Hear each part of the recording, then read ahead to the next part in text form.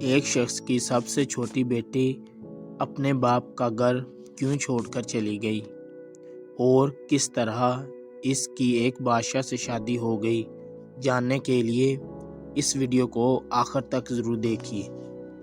کہ ایک سوداگر تھا جس کی 3 بیٹیاں تھیں۔ اس کی تینوں بیٹیاں بے حد خوبصورت تھیں، لیکن چھوٹی بیٹی سب سے پیاری تھی۔ اس سوداگر کو اپنے تینوں بیٹیوں سے بے حد پیار تھا۔ وہ بس ڈرتا تھا کہ کہیں اس کی کوئی بیٹی سے چھوڑ کر چلی نہ جائے۔ ایک دن سوداگر نے فیصلہ کیا کہ وہ اپنی تینوں بیٹیوں سے پوچھے گا کہ وہ اس سے کتنی محبت کرتی ہیں۔ وہ یہی سوچتے ہوئے اپنی سب سے بڑی بیٹی کے پاس گیا اور پوچھا، بیٹی تم مجھ سے کتنی محبت کرتی ہو؟ بیٹی نے جواب دیا، بابا جان میں آپ سے اپنی جان سے بھی زیادہ محبت کرتی ہوں۔ باپ یہ سن کر بہت خوش ہوا اور اپنی بیٹی کو سونے کی مالا دی۔ پھر وہ دوسری بیٹی کے پاس گیا اور اس سے بھی یہی سوال پوچھا کہ بیٹی تم مجھ سے کتنی محبت کرتی ہو؟ دوسری بیٹی نے بھی جواب دیا، بابا میں آپ کو اس پوری دنیا میں سب سے زیادہ چاہتی ہوں۔ باپ بیٹی کی بات سن کر خوش ہوا اور اسے بہت سے سونے کی اشرفیاں دیں۔ اب اس سوداگر نے اپنی سب سے چھوٹی بیٹی سے پوچھا کہ تم مجھ سے کتنی محبت کرتی ہو؟ چھوٹی بیٹی نے جواب دیا کہ نمک کے برابر۔ بیٹی کا جواب سن کر باپ کو بہت غصہ آیا۔ نمک تو انتہائی سستی اور معمولی چیز ہے، یہ مجھے اتنا پیار کرتی ہے۔ اور پھر سوداگر نے اسے بہت ڈانٹا اور غصے میں یہ بھی کہہ دیا کہ مجھے پتا ہے کہ تم ایک دن مجھے چھوڑ کر چلی جاؤ گی، اس لیے بہتر ہے کہ ابھی سے اس گھر کو چھوڑ کر چلی جاؤ۔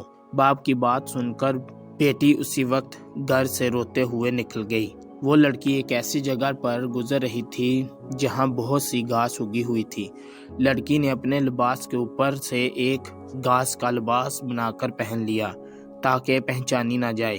اس کے بعد وہ بادشاہ کے محل کے باہر جا کر رک گئی اور باہر کھڑے سپاہیوں سے کہنے لگی کہ سنو، مجھے کچھ کام کی ضرورت ہے، کیا تم مجھے کام پر رکھ لو گے؟ مجھے سب کام آتا ہے۔ نہیں نہیں بی بی، ہم ایسے کسی کو کام پر نہیں رکھتے، جاؤ یہاں سے۔ لڑکی اداس ہوئی لیکن پھر سے اصرار کرنے لگی، دیکھو مجھے کام کی بہت ضرورت ہے، میرے لائق کوئی تو کام ہوگا محل میں۔ اس سے پہلے کہ سپاہی انکار کرتا، ایک باورچی ان کے پاس آ کر کھڑا ہو گیا۔ اس نے شاید لڑکی کی بات سن لی تھی، اسے لڑکی پر بہت ترس آیا، اس لیے اس نے لڑکی کو اپنے ساتھ رکھ لیا۔ باورچی نے اسے سارے کام سمجھائے اور اسے اس کے سونے کی جگہ بھی دکھا دی جہاں اور بھی عورتیں تھیں۔ کسی کو اس لڑکی کا نام تو نہیں پتا تھا، تو اس کا گھاس والا لباس دیکھ کر سب نے اس کا نام گسیاری رکھ دیا۔ اگلے دن محل میں ہلچل مچی کہ بادشاہ ایک بہت بڑی تقریب کا انعقاد کر رہے ہیں، اس میں ہر کوئی شریک ہو سکتا ہے۔ تمام ملازم عورتیں اپنے آپ کو سنوارنے میں لگ گئیں۔ جب تقریب کا دن آیا تو اس گسیاری نے جانے سے انکار کر دیا اور کہا کہ اس کی طبیعت ٹھیک نہیں ہے، اور پھر سب سے آرام کا کہہ کر چلی گئی۔ کچھ ہی دیر کے بعد گسیاری اٹھی، اپنا گھاس والا لباس اتارا اور ایک خوبصورت سی پوشاک پہن لی جو وہ اپنے ساتھ لائی تھی، اور پھر اس تقریب میں چلی گئی۔ وہ اتنی خوبصورت لگ رہی تھی کہ وہاں تمام حاضرین کی نظریں اس پر اٹھ رہی تھیں۔ ہر کوئی تعجب میں تھا کہ اتنی حسین لڑکی کون ہے۔ وہاں بادشاہ کا بیٹا بھی موجود تھا۔ اس نے جب اس حسین لڑکی کو دیکھا تو دیکھتا ہی رہ گیا، اور پھر شہزادے نے پوری تقریر بس گسیاری کے ساتھ باتوں میں گزار دی۔ شہزادے نے کسی اور کی طرف آنکھ اٹھا کر بھی نہیں دیکھا۔ پھر گسیاری کسی کی بھی نظروں میں آئے بغیر واپس محل میں آ گئی۔ اگلے دن عورتوں نے کہا کہ تمہیں وہاں ہونا چاہیے تھا، کل بادشاہ کا بیٹا ایک حسینہ پر لٹو ہو گیا تھا اور سارا وقت اسی کے ساتھ رہا۔ گسیاری بظاہر اداسی ہوئی، ہاں کاش میں بھی جا سکتی۔ کچھ دنوں کے بعد بادشاہ نے پھر سے ایک تقریب رکھی۔ اس بار گسیاری نے یہی بہانہ لگایا کہ اس کی طبیعت ٹھیک نہیں ہے۔ سو وہ نہیں جا سکتی۔ لیکن سب کے جانے کے بعد اس نے پھر سے ایک عمدہ لباس پہنا اور تقریب میں چلی گئی۔ شہزادہ اسے دیکھ کر بہت خوش ہوا اور ایک قیمتی انگوٹھی اسے تحفے میں دے دی۔ دوسری طرف بادشاہ کا بیٹا سوداگر کی چھوٹی سی بیٹی پر فدا ہو کر رہ گیا تھا۔ اس نے فیصلہ کیا تھا کہ وہ اپنے باپ سے اس لڑکی کا ذکر ضرور کرے گا۔ اب اگلی تقریب شہزادے نے جان بوجھ کر رکھی تاکہ وہ اس لڑکی سے مل سکے، لیکن اس بار گسیاری نہ آئی۔ شہزادہ اداس ہوا۔ بادشاہ کو اس گسیاری کے بارے میں کچھ بھی معلوم نہیں تھا، اس لیے وہ پریشان ہو رہا تھا کہ اس کا پتہ کیسے اور کس سے کرے۔ ایک دن شہزادے نے محل کے ملازموں سے ساگودانہ بنانے کی فرمائش کی کہ گسیاری کو جب پتہ چلا تو اس نے خود ساگودانہ بنایا۔ گسیاری نے ساگودانہ بنانے کے بعد وہ قیمتی انگوٹھی جو شہزادے نے اسے دی تھی ساگودانہ میں ڈال دی۔ اب شہزادہ میز پر بیٹھا ساگودانہ کھا رہا تھا۔ جب کھانا کھا چکا تو کہ پیالے میں انگوٹھی پڑی ہے۔ وہ انگوٹھی پہچان گیا اور جلدی سے اپنے ملازمین کو بلوایا۔ ملازمین نے بتایا کہ یہ ساگودانہ گسیاری نامی ملازمہ نے بنایا ہے۔